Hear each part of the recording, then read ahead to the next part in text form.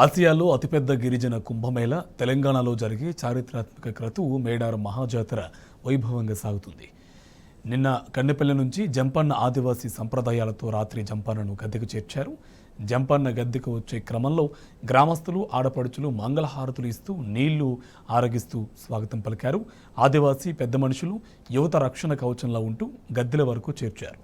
భక్తులు రహదారులకు ఇరువైపులా కన్నెపల్లి నుంచి జంపన్న వాగు వరకు 2 కిలోమీటర్ల మేర శరణు వేడుతూ జంపన్నకు స్వాగతం పలికారు.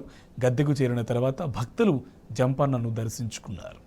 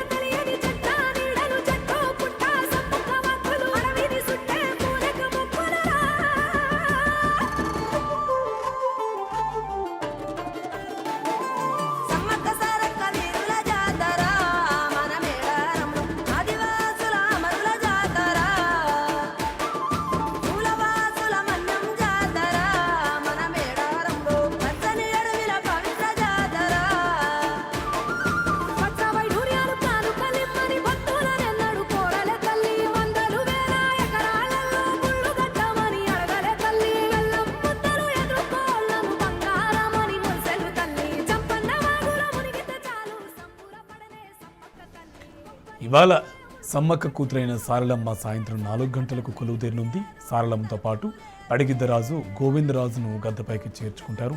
ఇక సంప్రదాయబద్ధంగా ఆదివాసీ, గిరిజన పూజారులు ఈ అమ్మవారిని తీసుకొస్తారు. గురువారం చిలకలగుట్ట నుంచి సమ్మక్క తల్లి గద్దెపైకి రానుంది. శుక్రవారం ఇద్దరు తల్లులు భక్తులకు దర్శనమిస్తారు. భక్తులు పెద్ద ఎత్తున మొక్కులు చెల్లించుకుంటారు. శనివారం సాయంత్రం దేవతలు వనప్రవేశం చేయడంతో జాతర ఉత్సవాలు ముగుస్తాయి.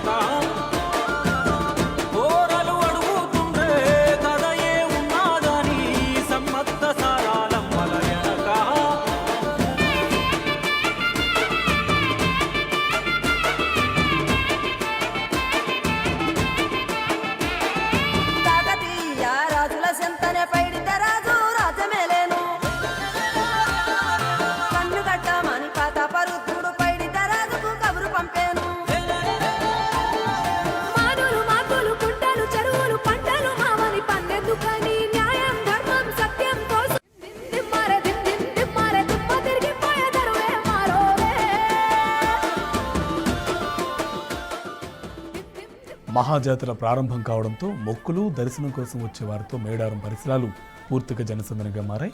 తెలంగాణ నుంచే కాకుండా ఏపీ, కర్ణాటక, మధ్యప్రదేశ్, జార్ఖండ్, మహారాష్ట్ర, ఛత్తీస్గఢ్ ఇలా 8 రాష్ట్రాల నుంచి కూడా ఈ జాతరకు భారీగా భక్తులు వస్తారు.